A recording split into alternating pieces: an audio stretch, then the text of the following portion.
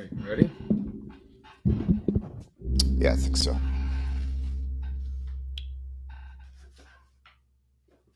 Hello, and welcome to another episode of This Is Our Year. I'm your host, Michael Curlin. Joining me, as always, is my partner in crime, Dougie Fresh. Douglas, What's up, Mike? Sunday morning. Sunday It's a little afternoon. understated, Yeah. but I get it. We just literally watched, it just ended. We just literally watched the Jets lose to the Vikings in a kind of a hard fought game, actually. But Yeah. I'll let you talk about it. That game came down to a couple things. Rodgers doesn't look, he's looking 40. He definitely threw a pick six, which was the deciding, thing in the game, in my opinion. And I'm just going to say, Rodgers, the O-line didn't give him, great space. They still can't run the fucking ball again, which I don't understand. But yeah, Breece Hall's missing. Yeah, and they're putting 10 in the box and daring Rodgers to beat him, and then they can't get enough time for him to throw the ball. But all that being said, and Rodgers wasn't great today, this game, in my opinion, is on Allen Lazard. That guy, I know he had a touchdown catch, but he dropped like 3 balls that would have changed. That would have changed like the whole direction of this game. He dropped one like wide open down the sideline. He dropped like 3 first downs that I don't know what ended up happening on those drives, but I'm sure we punted at least once. Now that I'm trying to like jog my memory, I've also been up since 6:00 this morning because I was watching the Chelsea Nottingham Forest game and then the Jet game, and this is my 3rd coffee, so I'm fucking ready to rock, buddy. Hell yeah, brother! It's what a week it's been, right? We're really bearing the lead with this like understated Jets intro, man. OMG. Yeah, that's enough about the Jets. Allen Lazard, you stink. Rodgers, we can come back in the last 5 minutes if you want. We don't need to talk about it all. Offensive line. Yeah. Can you please just play better and get a running game going? Nathaniel Hackett, you still stink. So I've lost a lot of, I'll sum it up quick. I've lost a lot of hope for this team after the last week's loss to the Broncos at home. I don't care about bad weather. And I've lost. No, that was embarrassing. That was embarrassing. This game we weren't probably supposed to win. So I'm not like doom and gloom 2-3. I mean, we could still turn the season around, but like it doesn't look good right now. We're not trending in the right direction. So and I missed the first 2 interceptions in the beginning of the game. I forgot the game was on, but the first interception. Those on Rodgers? Yeah, the first interception. He didn't. Van Ginkel like uncovered, and it was a good interception by him. Rodgers didn't see him. The second one was like, he overthrew whoever he was throwing to by a lot. That one was on Rodgers. I don't know what was going on with that one. The pick six was a good play by the defense, but I just think the team's like disconjointed. It just doesn't like I've lost complete faith in Saleh as a coach. I mean, last week we beat ourselves in the Broncos game. There's no way in hell this defense should ever lose to a rookie quarterback. No, we had 13 penalties, dude. I mean, we couldn't get out of our own way last week. Denver's got a good defense. I'm not going to sit here and say they don't, but like Bo Nix threw for 65 yards and we lost. So and you had first and goal at the 1 and you couldn't push it in. And they didn't.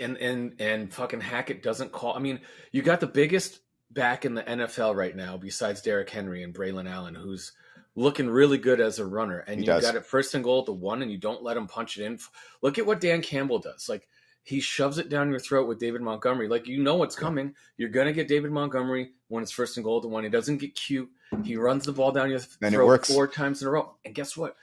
David Montgomery's going to get 1 yard on 4 tries in a row, 99% of the time. So why the fuck are we getting cute here, Nathaniel Hackett? Hand it off to... Anyway, whatever. Enough about the fucking Jets. Screw them. Yeah, I don't care. Let's talk about... And I'll give the Giants 5 seconds. Neighbors is out. Singletary's out. We have to go to Seattle. That's it's not going to end well. So there you go. It's definitely not going to go well. Daniel Jones. Seattle's defense is a little banged up, but Giants can't hang with those skill players. Are you in Seattle at the 4:00 game today? Is that what it is? Okay, so this is the perfect time to record. Yeah, dude, you guys are going to lose. Seattle's really good. At home, they're even better. And, they can't keep up with that offense. No, and Daniel Jones stinks. And the only thing going for Daniel Jones is that This is breaking news. Are you sure? Yes. Well, I want the only reason that I'm segueing. The only thing that has been going well for Daniel Jones lately is he has become the spokesperson for Faherty clothing brand. And so all of a sudden I love Faherty. It's okay. I think it's Australian. I think it comes I'll from have to Australia. check them out. But they have the most comfortable clothes for men our age. And Daniel Jones is now like the spokesperson. So I've been getting emails all week with Daniel Jones in the inbox. And I'm like, what the fuck? Why this guy? They're like cross-eyed doofus, like, hey, check out these sweatpants. Yeah, which B-level athlete can we sign to hawk our gear? But anyway, I just saw a commercial with Josh Dobbs, so there's no bottom, right? That's true. Yeah, Josh Dobbs. I mean, that at least that one's a national commercial, and they're like, good for Josh. Good for Josh. I always mistake him and Ryan Shazier, the guy that was on the Steelers that got paralyzed or whatever. I couldn't tell if it was him or the other one, but. He's kind of a funny looking dude. Maybe that's why he got the commercial. I think they both have alopecia or something where they can't grow hair and they have no eyebrows. Yeah. Yes. So not making fun of any of that stuff. Just flash fire victim. Okay. Not that. Anyway. Let's go Mets, baby. I chose Benji from Tribus Beer, local. But I chose it because it's got a bunch of Benjamins on the can. And you know what? Someone on Thursday night earned themselves a bunch of Benjamins from no matter who. Pete Alonso just earned how much money? I've been laughing all week at the comments on the internet. Like, people are all over the place with what they want to do with Pete now after that home run. And we were about to crucify the man. Right? I was ready. I mean, I've been You're all primed. This has been a very shitty second half for Pete in a walk year. I think he's putting way too much pressure on himself. Right. If he takes one more first pitch fastball, right? I mean, the book on him, I can tell you the book on him. Throw him a first pitch fastball because he's not going to swing at it. Then throw him another fastball and he's not going to catch up to it. And then throw him a slider in the dirt and he'll swing at it and you get him out. And that's what he's been doing. That's what he's been doing. But I don't know if you saw on the internet yesterday, like how they broke down how that home run happened with Devin Williams. Did you see this? This was fucking cool, man. So I want to say it was like one of the guys from like John Boy Media or whatever. I don't know what that is, but I can't remember. He's the guy who like lip reads. Yes. Okay. So then that makes sense. So he broke down like all these different angles, and he was like, look at Devin Williams' glove when he throws a fastball and when he throws a changeup. Oh, he's tipping. He's tipping. His fastball is up here, and his changeup's like just like right here, just that much, right? And so that'll do it.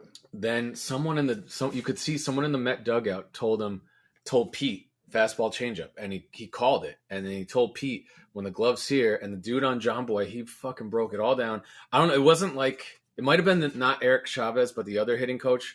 I couldn't tell you what his name is. Yeah. Barnes. Yeah, I think that's who it probably was. But he told Pete, look for the changeup when he drops the glove a little bit, basically. And that's, I think, what happened is Pete saw that he dropped the glove a little bit and he crushed that thing oppo. I mean, that they were saying that was the first time that pitch has been hit out. Is that true? Probably. I thought I heard that, but obviously Thursday night was crazy. But the changeup he throws. I mean, dude, he's like the best closer in the National League, right? Yeah. So but let's rewind a second here, Douglas. Let's like go all the way back. Like Hurricane, let's go back like 9 days, right? Because the Hurricane goes through last weekend. MLB lets the Braves decide whether they want to, cancel the games or not. And the Braves decide they don't want to cancel the games because they don't want to lose. They don't want to move it up and do a doubleheader because they don't want to lose the box for 2 Mets games at the end of the year, which I can kind of understand. But like a hurricane was coming right down your throats. Like the fact that a historically massive hurricane. Yeah, the fact that like MLB didn't step in and make them move the games up was silly, right? It pissed us all off. We were all bitching. Right. And then typical Mets get screwed. And then we had to fly to Milwaukee, and the Braves were 2 games up on us. The Diamondbacks and us were tied, or we were all tied, right? We were all tied. And then it feels like it's forever all hazy ago. now. Yeah, no, we everybody was tied because the Mets won on Sunday in Milwaukee to kind of save their asses. So going into Sunday, we still controlled our destiny. We had to win to force the 2-game series to happen. If the Diamondbacks lost, we wouldn't have needed that 2-game series. We would have. Oh, that's right. And Arizona already made it. Yep. So Arizona won, we won, and the Braves lost, which was a 3-way tie.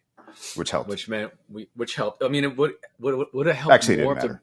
If the Braves had won, then we wouldn't have had to play, or we would have had to play still on Monday, Tuesday, but the Braves would have had nothing to play for. Nothing. Except to knock us out if they wanted to.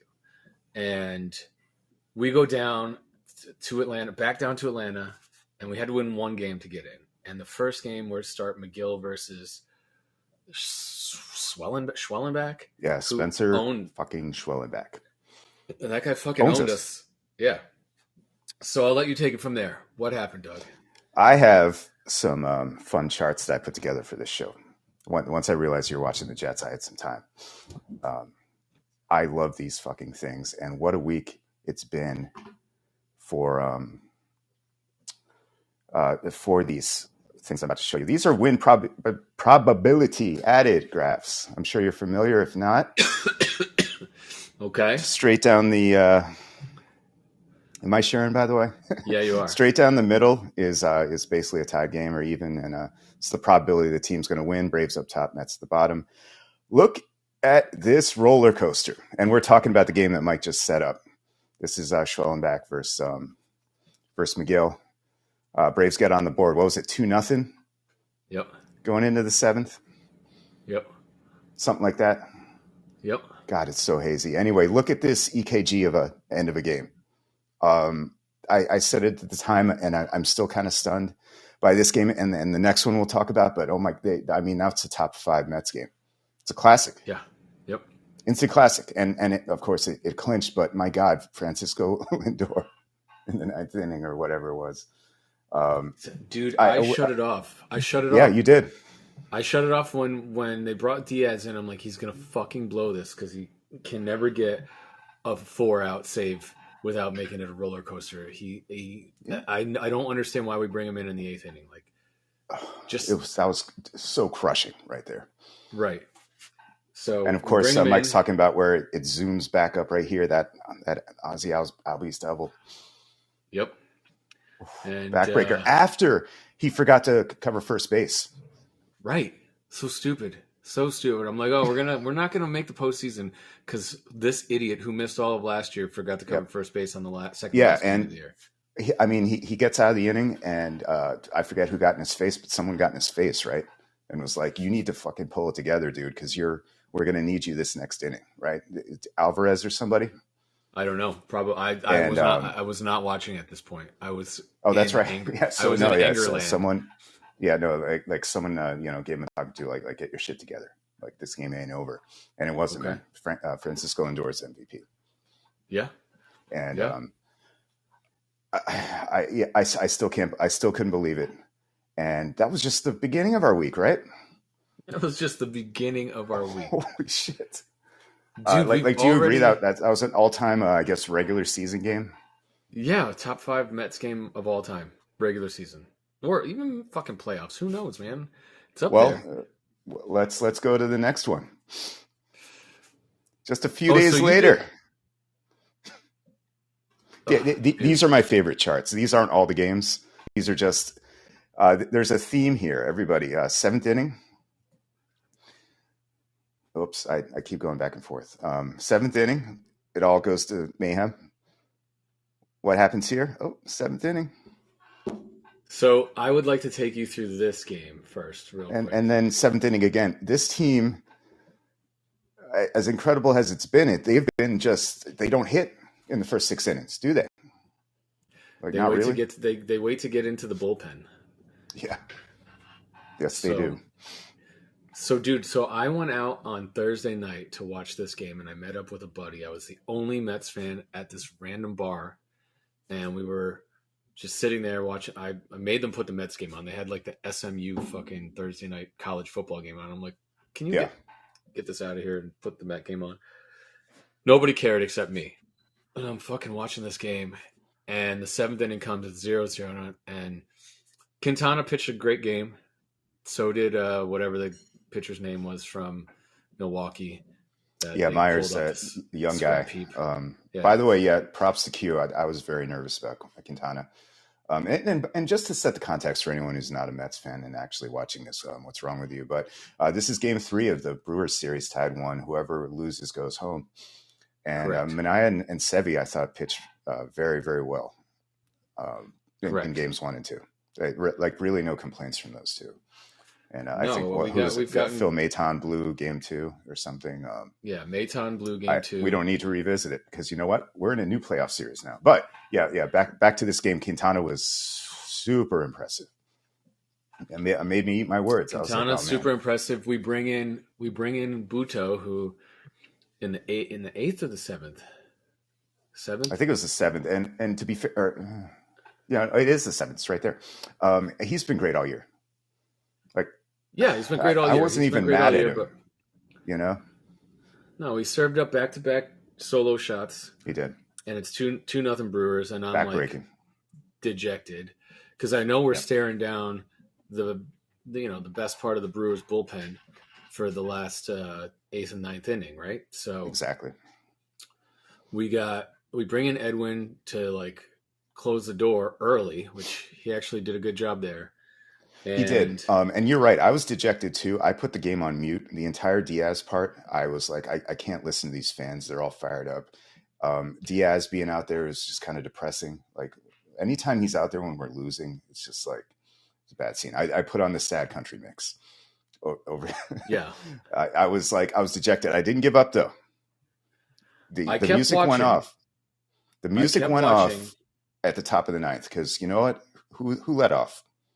And I called it. I was like, Jenny, this guy's getting on. Francisco Lindor. Would be Mr. Lindor, correct. So I also predicted that Vientos was going to go yard next at bat. I didn't get that right. Dude, so I was in my drinks on Thursday night. At that point, I was like, oh man, we're gonna lose. The season's gonna end. We were up 1-0. We needed to win one more, and we lost 2 in a row in epic proportions. Like, this is typical Mets. And then there we go. Pete Alonso up with 2 on in the 9th off of Devin Williams, opposite field, crushed home run. Shut everyone up. Everyone up. I mean, I was ready to be like, all right, fuck him, sign Christian Walker, and let's get a guy. Oh, you were driving him to the airport. I was definitely packing his bags and driving him to the airport. Did the bar explode? Did they get into it, or is it just no? You, just me. Just me. You were just pointing. I was the guy. I was the guy that screamed in the middle of the bar, and it was like, this is not like a place you go to watch a game. It's like a nice restaurant with a nice bar. But I went to meet a friend, and it was good, halfway spot for us to meet. And I just was like, yeah, and everyone, and then there was randomly there was a Phillies fan, and he started running his mouth at me, and I was like. You don't want to see us next round, buddy. You do not want to see us. No, and that's a really good segue. But I think it's a great segue for you to take it from there, Douglas. No, I can't leave this game yet. This was incredible. Pete Met's career was like a pitch away from ending with a double play, right? Sure. And it was Piazza-esque, that opposite field home run. Now you're saying he tipped that pitch. I mean, go back and look at. You know what? I have it in my.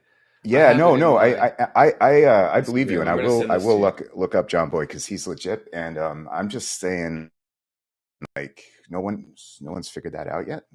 They were the first. Either way, my God, again, guys, people who are casual baseball fans looking at this graph, this shit does not happen very often at all. All of these games, let's, but these were 3 decade highlighting games we just had this week. Douglas, I'm going to send it to you right now. Yeah, so you have it. Please do. And we can move on to the Phillies now, but I do want to give a shout out to the Howie Rose call, obviously, just because he's borderline Hall of Fame in my book too. I mean, I know he's been around for a long time, but he does a great job on the radio. He does. And they played. Did you see where they played it on the plane? Call. Did you see where they played it on the plane right afterwards? And like no. Oh man, I know you're not on social media. This is a bad week to not be on Twitter, unfortunately. Yeah. Me. So I get what I can, but yeah. So David Stearns played the call of Howie, and Howie was on the flight with the team. Nice. And David Stearns asked the pilot to play the call of Howie on the airplane, and he did. And him and Pete, Pete was slamming a bud with his sunglasses on the plane, and gave Howie a big old hug. And Howie's getting old though. Howie's getting old. He looks, yeah, man. He's got to be. And that's why it's great to hear.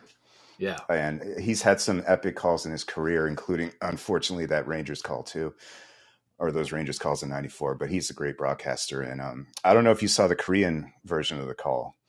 No. They got so fired up too. I mean, I'll watch any, but yeah, look up the Korean guys who were calling it for MLB too. Okay. A lot of fun. My God. Yeah, it's just what a night, right? What a night. I kind of browned out afterwards. Yeah, and me too. I wasn't that. I had a couple of beers, but I don't remember the rest of the night. That was it's just magic. It's just amazing, Mike. It's amazing. I can tell you that I did a shot of tequila. Afterwards, I almost threw up, and then I went brown after that too, because 46. I had drank either 4 or 5 vodka sodas throughout the course of that game and not eaten anything. I got my food to go afterwards and brought it home to the wife. Yeah, and she was like, normally that would not be a good recipe for a good afternoon, but instead. She was a good evening. She was happy because the Mets won, and she could see how happy I was. And she was like, Pete Alonso, right? And I was like, did you watch the game? And she's like, no, but it was all over the internet. And I was like, yeah, yes, okay. I love glorious. It was glorious. I love it. And by the way, good job bringing her to a Mets game a few weeks ago. That it primes the pump for that. Yeah, she knows. Like right now, like yesterday. So I'm actually wearing. I don't know if you can see it. My shirt that says Top Dad for Top Gun. Dad. Top Gun, greatest movie, one of the greatest movies of all time, and not really, but really. And the air show is here this weekend, and so that's like the premier Huntington Beach event every year. Hell yeah. We've gotten 2. It's Friday, Saturday, Sunday, and Friday, Saturday have been clouded. Like show didn't go. It's been so cloudy you can't fly. So like the ceiling's so low you can't fly, you can't see anything. They tried to fly yesterday, one plane, and all you saw was little shadows. So everyone's tickets are all available to go back today. So we may go back today, and hopefully we get the show in. But the reason I'm telling you this is because we went yesterday hoping to catch a little bit of it and it was right in the middle of the fucking game.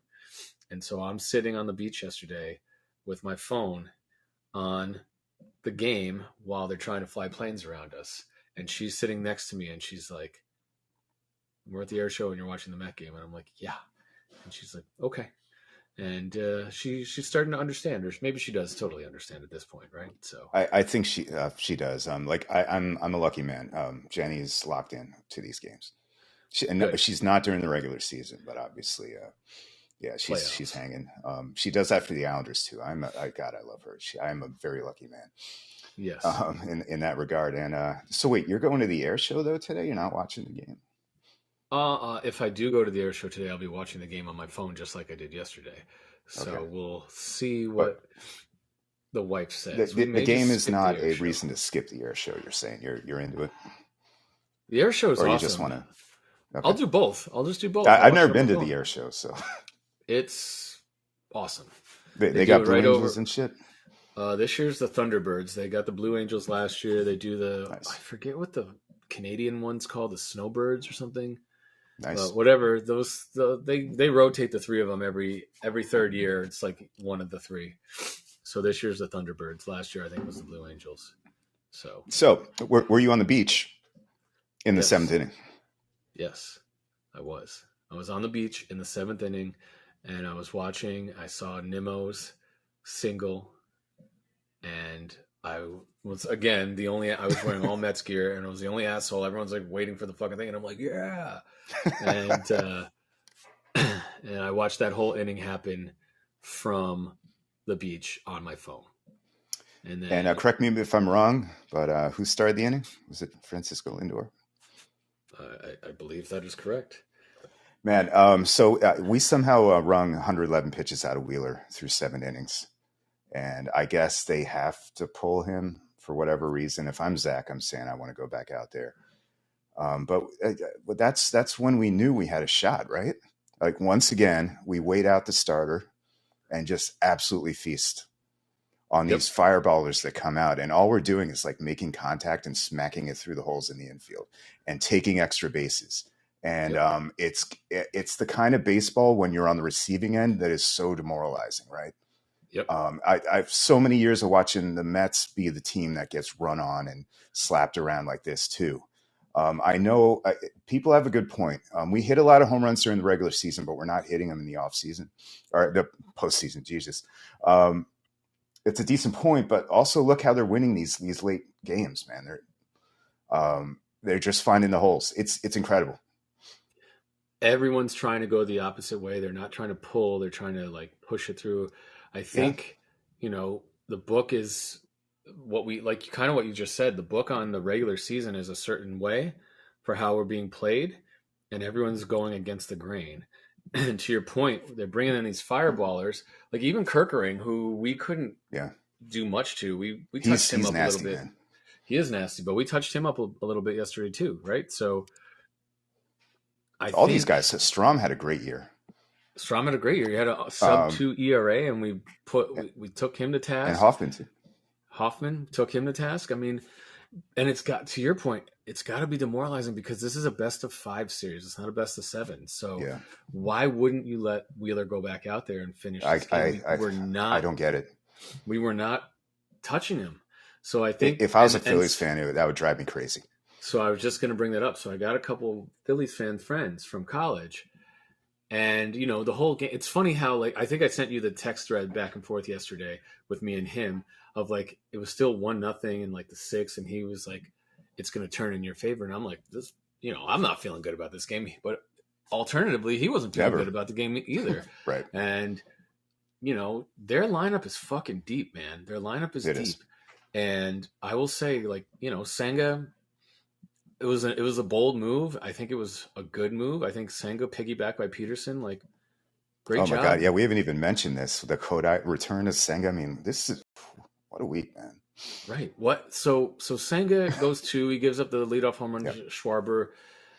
Who is an absolute nightmare of a leadoff hitter. Like, the top of that lineup, especially. Their 1 through 5 is insane. Pretty amazing, right? If Trey Turner gets hot and Harper's hot, I mean, Harper's like all the time. He's going to be in the Hall of Fame. Castellanos is no slouch, and Brahm has finally started to like produce from where they thought he would, right? Like, Brahm and Stott last year. Yeah, and then the bottom of that lineup, the bottom 3, Rio Milto is not a pushover, but Marsh and the center fielder are the only like guys. Rojas. They're like kind of league average, right? Yeah. Rojas pisses me off. And can we talk about Brandon Marsh for a second? Sure. I was calling. I tried to warn Jenny. She doesn't watch any baseball, but she's rolling into this game, and I'm like, I'm just warning you. They have a guy who's like really wet all the time. Just a wet guy. and she's like, "What are you talking about?" And I'm like, "Just wait."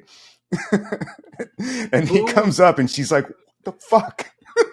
Who was the guy? There was another guy that used to always just wet himself down, right? That I can't remember before Marsh. Do we know? Like, how do you get the wet look? Do you have to apply it every inning? Like, I think so. Just every inning, he just dumps water on his head. Yeah, he came from the Angels out here, and yes, douchebag. Was he wet in Anaheim as well? I mean, dude, I don't know. I paid zero attention. The Angels have been so bad for so long. I go when the Mets go, and hopefully we get a win. So anyway, she was slightly less horrified by Strom, the curly-haired kind of wet guy. Yeah. But what a 1-2 punch. Yeah, Marsh, Strong for the ladies. If we had Stanek, all three of those guys with the well, headband, she kind of likes Stanek because she thinks the headband is actually just a giant mullet attachment. Yeah, I think, dude, like he has no hair and Ryan Stanek. I don't know shit about him other than I just picture him like in front of his Ford F-250, like hell yeah, with a Marlboro and a fucking Budweiser, like listening to fucking Chris Stapleton and a cowboy hat on with some Wrangler jeans, like ex roadie for Metallica who just breaks your jaw because he needed a beer. Right. Yes. Yes, but he he's been pitching good in the playoffs and nice under the radar. No, he's been dealing, and he wasn't during the regular season. And think about that. Think about what everything that Stearns did at the trade deadline. We got Winker. He's had some big hits in the postseason so far. Oh my God, right? and he's hated everywhere, and that's such a nice thing to have. Like he got under those fans' skin in Milwaukee. And how great was the helmet slam? My God, what a week. He got booed in Philadelphia. I'm like, why are they booing him? I said to Jenny, I'm like, this guy has the touch. Everywhere he goes, people fucking hate him.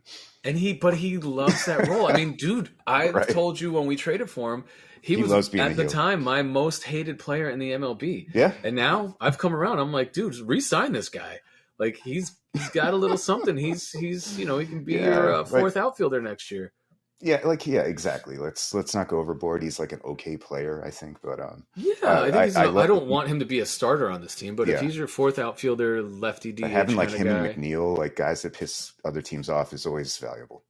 Right, exactly. So I think that anyway, not to get I want to re-sign Iglesias, so I want to re-sign Winker, but let's fucking just get through this offseason first. I know, man.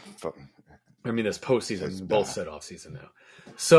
So we end up winning 6-2 yesterday. We're up best of 5 series 1-0. So we got to win 2 more. And we got who's going to? Is it Severino going today versus? We got Sevy, Manaya, Q for game 4 if needed, and then I think you see Senga and Peterson again. But thank you for this because I did want to get this in on the show. We were, I think, all like, come on, you could have left David Peterson in yesterday, right? Sure. For another inning or two. I think he's the plan for late inning leverage later in the series out of the bullpen, especially with that Schwarber, Turner, Harper. That's 2 lefties. Like it makes a ton of sense. But your thoughts?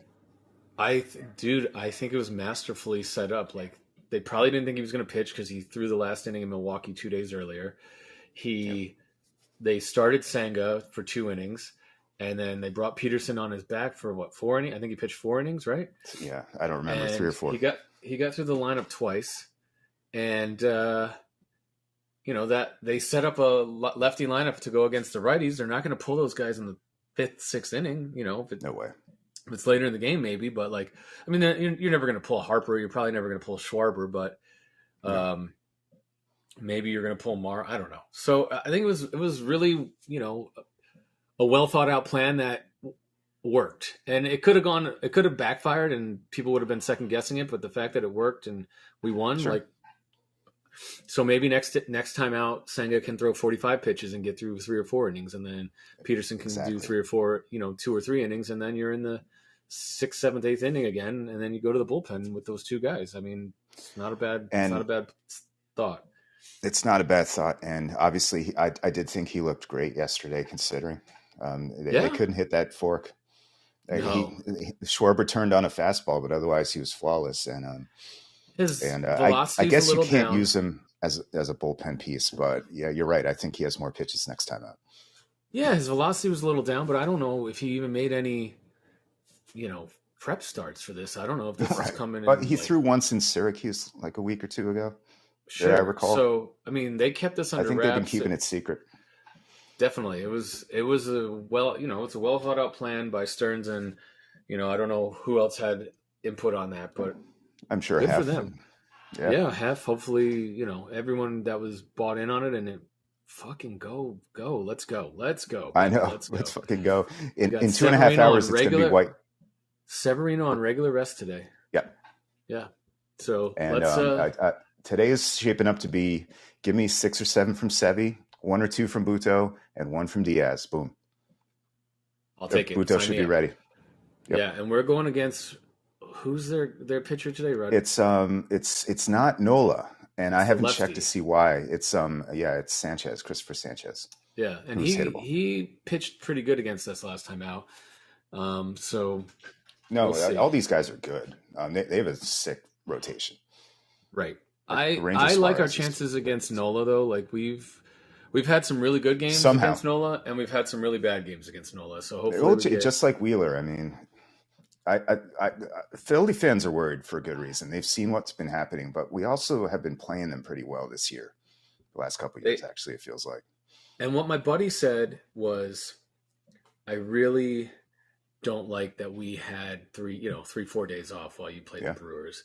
He's something like, to that. The way that we've gotten in the last few years, gone farther the last few years, is just playing. And this year with the time off, he's like, I'm worried about that, and I get that. I never like the time off. I mean, a day or two, fine, but like they had almost a week off before they played their next game. Drink, they did. And what was I going to say? How do you feel, Doug? You think we're taking this? You think we're taking this series? We know we're up 1-0. Yes, and we already actually accomplished what I wanted, which was to steal one of the first 2 games in Philly. Right. By the way, they haven't been home in 2 weeks. Can you imagine the reception they're going to get on Tuesday night? Yeah. Tuesday night's going to be sick. And who's going to start? Manaea starting at home? Yep. Yeah, that's nice. I like that. With the lefty, right? And anyway, back to today. It's a white knuckle day again. How do you not feel like they can win today? So here are the keys, though. It's pretty obvious. Get the crowd out of it early. That crowd was pretty rough the first couple innings, but Senga shut him up. And of course, Peterson shut him up. Also, I'm not one to complain about umpires a lot. Dude, but holy shit, that guy was bad yesterday. I didn't want to say it because this has been a problem all postseason. So there's 2 problems, because if you have if you have a wild ump that you don't know what calls you're getting, but also that afternoon shade is going to be in effect again. It's not an excuse, but it's hard to pick up the ball when you're in the dark and the pitcher's in the sun. What I will say about that, I totally agree with you. I don't know what that ump's name was, but there was a few calls that Wheeler got that we did not get between Senga and Peterson. Like the one on Iglesias where the booth was actually fair, I thought. They're like, what the hell kind of call is that? It was kind of refreshing. AJ Pierzynski. Yeah. Is that who that? I hate Adam Pierzynski. Wainwright. I will always hate Adam Wainwright. Why are all these guys the announcers, man? Sorry. But like Chase Utley, like A-Rod and fucking Jeter in the pregame. John Smoltz is always on these stupid games. Right. Anyway. But yeah, no, that umpire was ass. And I know they rotate it, but like, come on. Like, he was terrible. And they missed that call at first base too, on that pickoff. He was out. I mean, I don't know how it was like the ump didn't have enough guts to overturn it because he didn't want to be the guy to yelled at. Yeah, I don't know. I don't get it. Like, I feel like they got some homer calls yesterday. They really did. And there's like stats to back it up. People track this now. There's an umpire reports, right? So yeah, but that call and by the way, Jenny hates the mitts. Does it bother you that these guys have these mitts? I mean, if it saves a broken thumb, I don't care. It doesn't matter to me. Tell her. But credit to the booth again, because that guy was out. He was clearly out. And the booth was like, what else are you looking at here? Yeah, Pierzynski actually was saying, it was funny because I was texting my buddy from Philadelphia. His name's Colin. I'll just call him Colin. I was texting Colin, and I was like, he was out, and he was like, no, he's not. And he was like, shut the fuck up, AJ Pierzynski. And then I was like, I started going down a rabbit hole. I'm like, do you remember when AJ Pierzynski? Because everyone hated Pierzynski, if you remember. They did. And I was like, do you remember when Michael Barrett punched him in the face at home plate? And he's like, I didn't remember that until just now. And I pulled that whole interaction up yesterday, and I'm like, damn, he Pierzynski, that was back when you could still take the catcher out, and Pierzynski being the catcher took Barrett out at home plate on a play at the plate, and then got up and talked shit to him, and then Barrett fucking drilled him with a right hook. And I'll give Brzezinski credit. I didn't quite remember it. He didn't go down. Like he ate that right hook. He took a step back, and then the bench is cleared. But Barrett hit him with everything he had, and he couldn't knock him out. So give Brzezinski credit, even though he's a dickhead. He was a legendary red ass, right? Yes. So Barrett was. I remember Barrett on the Expos, but that must have been another team that he was. It was the Cubs. He was on the Expos and then the Cubs. Yeah. So I don't remember how that all worked out, but yes, you are correct in all these things. All things Michael Barrett. So yeah, you want to talk the '98 Expos? How much time you got? I got about 20 minutes. But no, I've had 3 cups of coffee, so my time may get shorter here. If you know what exactly. if you're picking up what I'm laying down. Yeah, we've got both cats on the feed today. Good job, guys. So you think there's no way that we don't lose? So let me ask you a real question. Whoa, Miss Lippy. I said I'm confident that they're going to win the series. Okay, sorry. I didn't say there was no way they're going to lose. That's crazy. I'm putting words in your mouth. My apologies. Let's say we do. As a Mets fan, can we ever be fully confident? No, but let's say we take the Phillies out. I don't want to get too far ahead, but I want to ask you a real question. Mm-hmm. If we take the Phillies out, are you going to go to any games in New York? In New York, so next series, you mean? Correct. Or this series. I will make the effort. I need to find a wingman. Maybe it's Jenny, wing lady. Well, I propose to you, Douglas. Because if they do get to the next round, they're playing in Southern California somewhere. Yeah. And I will be going to either place that they play for one game. It sucks. I was just out there too. I know. You were out here and we couldn't make time to meet up. Yeah. That was unfortunate. That's all right. Yes, next time. The in-law stuff's important. Yes, of course. I understood that, and that's why I just said, if you got time, let me know. Yeah, you had a lot going on too. I think you were in Vegas most of the time anyway, right? I was in Vegas for a good portion of the time, yes. And then I flew to Portland. Anyway, are you hinting at a return home, sir? We'll see. I mean, if the Mets go to the World Series. Yes, we'll talk that. If the Mets go to the World Series, I will fly home and you'll have a wingman and we'll go. We'll get an extra seat for Norm. Oh, dude, yeah. We'll have to do a live show too. And but yeah, how much fun is San Diego, LA? I mean, these series are great. I got Alex to watch the game with me last night, and San Diego was up, and then the tables turn, and LA put screws on them, and Ohtani is another great atmosphere. All-time season. Yeah, man. I mean, they love the Dodgers out here, man. The Dodgers have been good for a decade now, right? So they've been pretty damn dominant. So there's not too many rings, but no, but there's definitely the Dodgers are the team of LA, right? The Dodgers and the Lakers, like the Rams and the Chargers, kinda. Yeah, kinda. And, well, in football, what does it go? Like USC, UCLA, Dallas Cowboys, Rams. Right. And then a bunch of other teams, Raiders, and then all the way at the bottom, Chargers. Yes, exactly. Getting hit by a bus, then Chargers. Yes, exactly. Although with Harbaugh now, all the Chargers faithful have come out of the woodwork. They're like Islanders fans. So literally dozens of them. So do you want to talk any more about the Mets, or do you want to get a little season preview of the New York? I mean, I pretty much hit on everything I wanted to say. I'm approaching these games. I can't help but get wound up, but I'm also. This has been so much fun that I think I'm feeling good about the Mets. Yeah, I hope that's I'm also feeling good about the Mets. Yeah, right. That's why I didn't text you guys yesterday, because I'm like, I am not jinxing this game whatsoever. I'm just going to remain quiet. I did give you a little shit, and I was like, leave that TV off on Monday after that Lindor home run, because yes, exactly. Oh my God. Which I did. Anyway, I did. I forgot we were sharing this win probability added graph still this whole time, but you know what? That's all right. I think it's good. All of these have been going in the same bank. Well, I will say I'm feeling confident about the Mets as well. Let's go Mets today. And let's talk a little bit about the New York Islanders You season want to, preview. man? Does anybody give a shit? Yeah, well, they're about to kick off probably before our next show. They are. Yeah, their Thursday night is our opening I love game it. against the I love this Utah bridge Hockey the Mets are Club. giving us to the winter sports. Yep.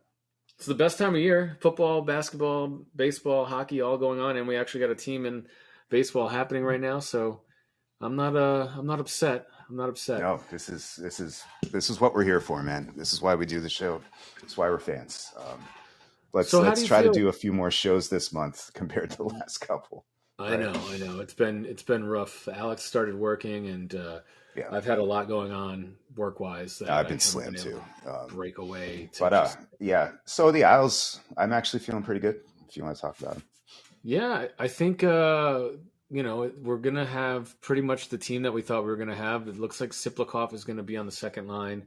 Siplikov belongs. He's legit. He's been looking good. Everyone's really happy with him. So hopefully a nice little under the radar gem that Lou found, especially to fit into our salary cap position. When you can get a second line winger that can come in for the league minimum and give you, I don't know what he's going to give us, but he's looking good so far, right? I'll make a crazy prediction. He's going to flirt with 50 points, man. That's awesome. That would be great for $750,000 a year. That's perfect. That's what why? Because they've already worked him into the power play units, which is really cool to see. Like he's rolling with Barzy and Horvat on that first power play. I think, if I'm not mistaken. I sort of watched the Isles Rangers replay yesterday morning, and my takeaways are this is a faster team. A couple of guys are a year older, which means better. That's Dobson. And also, I don't think they should throw out Wahlstrom. I think there's still something there. What do you think about that guy? So everything I'm hearing is he's going to probably get that fourth line spot. Wow. And the odd man out is going to be Engvall, and they're going to probably send Engvall down to Bridgeport. Do it. Dare someone to take those 6 years. Right. No one's going to do it. They know that. So they know they can send him down. And because there's always a stupid contract. But I'm glad we're on the same page. That is a little note I made. Do we waive Engvall? Why not? Yeah, I think even guys like Gauthier and Foudy can do his job. Yeah, well, they basically said they're going to waive Engvall and send him down because no one's going to claim him, and that'll clear the most cap space so they can keep Wahlstrom. So they can keep Oliver. And Wahlstrom will be your fourth line center or winger, and him and Bashing will probably bounce back and forth off that line. And then that way you got a guy like Wahlstrom, you can play him up and down the lineup if you need to, if anyone gets hurt. And he's been rolling on the second power play. So absolutely. He's still got that shot. Yeah, he's a kind of a big body. Obviously he's young, but again, another year. Just like he's the same age as Dobson. We kind of forget he's just been racked with injuries. And I don't think you throw that shot into the waiver pool, right?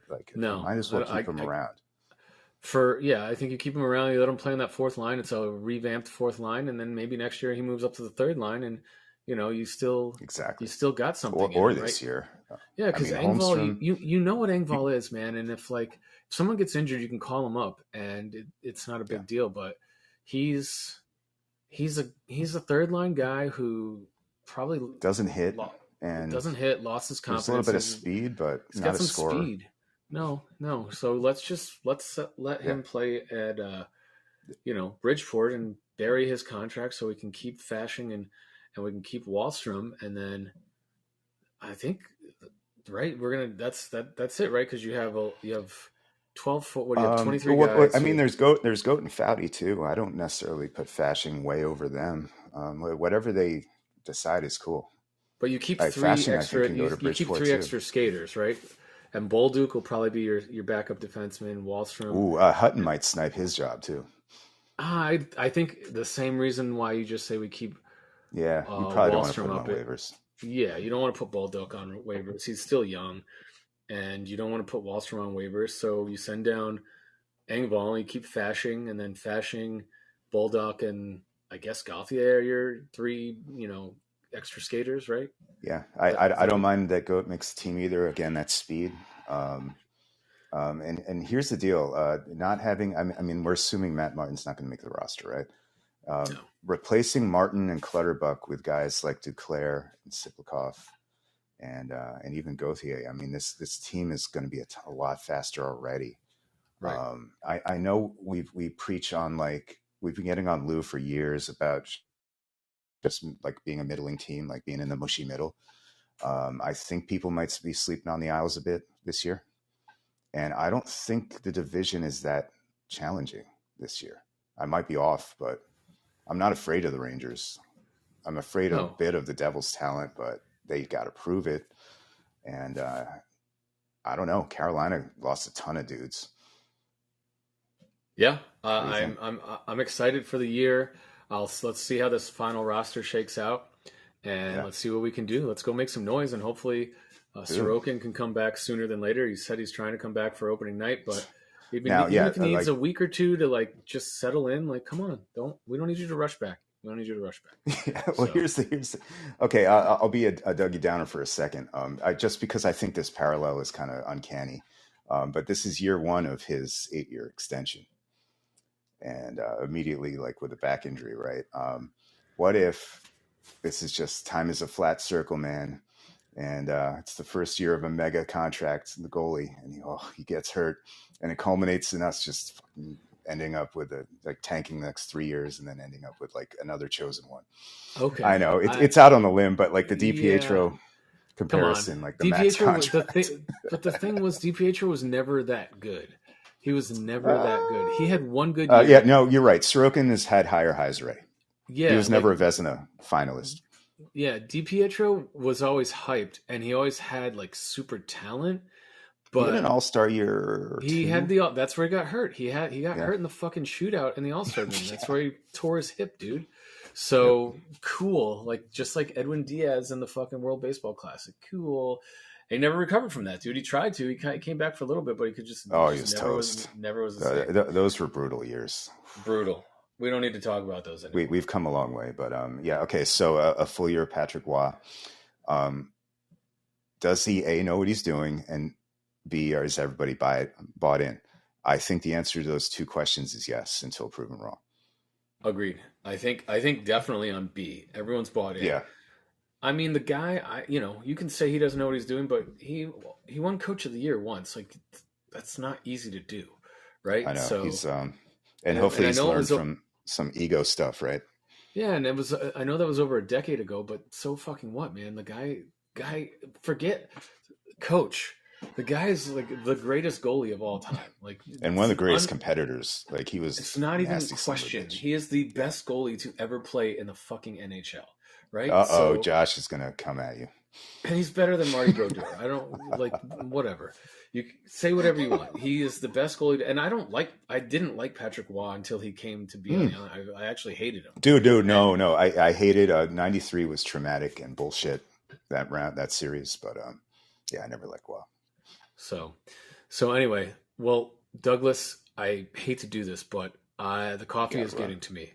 So. What do we got? That's fine, man. On a Viacom I'm just happy we rallied for an episode because, my God, what a week! Can we just reflect on maybe the best week of Mets baseball we've ever witnessed? At least going back to '86 for me. Yes, agreed. So, and by the way, I think we're flirting with top 5 seasons of my lifetime also already.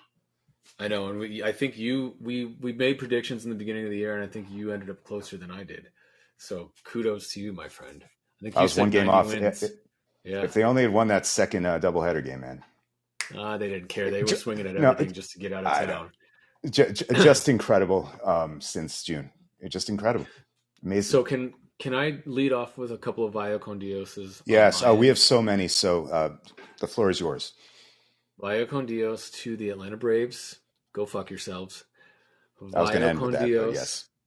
To the Milwaukee Brewers. Go fuck yourselves. I almost feel a little bad for their fans, but fuck them. No, I don't. They were dickheads, and they would have, and they kind of were shoved it down our throat after Game 2 when they came back. By the way, major upset. The crowd in Philly looks fatter than the crowd in Milwaukee so far. So far. I would have put my money on the Milwaukee crowd. Although Chris Christie was in Milwaukee, so God, I thought we were losing game 1 because of that. As soon as I saw him, I'm like, oh, we're fucked. So fucking go ahead, Stevie, get it together, Stevie. Pick up the Vio con Dios. Where are we at? No more Dallas Cowboy fans sitting next to Steve Cohen, please. Anyway, you took the finale away, which is Vio con Dios, Atlanta Barbs. Fuck you. Eat it. No, but quick shout outs to a bunch of legends. To Kembe Mutombo. Who wants to sex Mutombo? Someone in heaven, I hope. John Amos, underrated character actor. Chris Christopherson, you and I went to see him live once. That was cool. And of course, Pete Rose, world-class dickhead. That's all I'll say. Dude, I've seen him, yes, pour some out for Pete Rose. I feel so bad for that guy because he was...